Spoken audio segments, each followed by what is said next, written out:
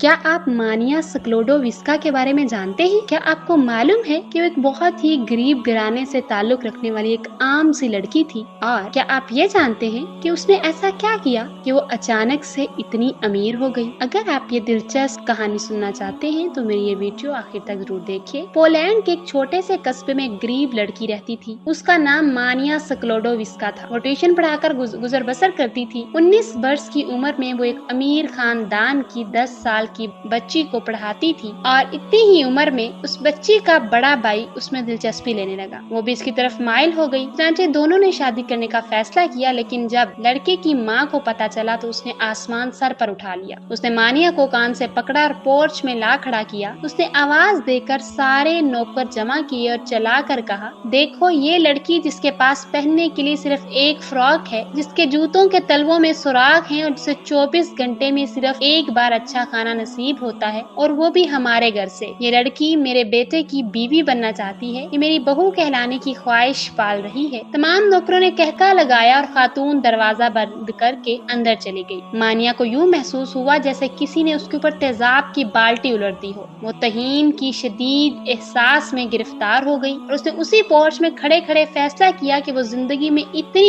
इज्जत कमाएगी कि पूरा पोलैंड उसके नाम से पहचाना जाएगा। ये 1891 था। वो पोलैंड से पेरिस आई। उसने यूनिवर्सिटी में दाखिला लिया और फिजिक्स पढ़ना शुरू कर दी। वो दिन में 20 घंटे पढ़ती थी। उसके पास पैसा देला था नहीं, जो कुछ जमा पूंजी थी वो उसी में गुजर बसर करती थी। वो रोज सिर्फ 1 शिलिंग खर्च करती थी। उसके कमरे में बिजली, गैस और कोयलों की अंगीठी तक नहीं थी। वो बर्फीले मौसमों की रातें कपकपा कर गुजारती थी। जब सर्दी बर्दाश्त से बाहर हो जाती थी तो वो अपने सारे कपड़े निकालती थी, आधे बिस्तर पर बिछाती थी और आधे ऊपर ओढ़कर लेट जाती थी। फिर भी गुजारा ना होता तो वो अपनी सारी किताबें हत्ता कि अपनी कुर्सी तक अपने ऊपर गिरा लेती थी। पूरे 5 वर्ष उसने डबल रोटी के सूखे टुकड़ों और मक्खन के सिवा कुछ न खाया। निकाहत का ये आलम होता था, वो बिस्तर पर बैठे बैठे बेहोश हो जाती। उसने यूनिवर्सिटी में पायरी नाम के एक साइंसदान से शादी कर ली। वो साइंसदान भी उसकी तरह मफलूकुल हाल था। शादी के वक्त दोनों का कुल असासा 2 साइकिल थे। वो गुर्बत के इसी आलम के दौरान पीएचडी तक पहुंच गई। मानिया ने पीएचडी के लिए बड़ा दिलचस्प मौजू चुना था। उसने फैसला किया वो दुनिया को बताएगी यूरेनियम से रोशनी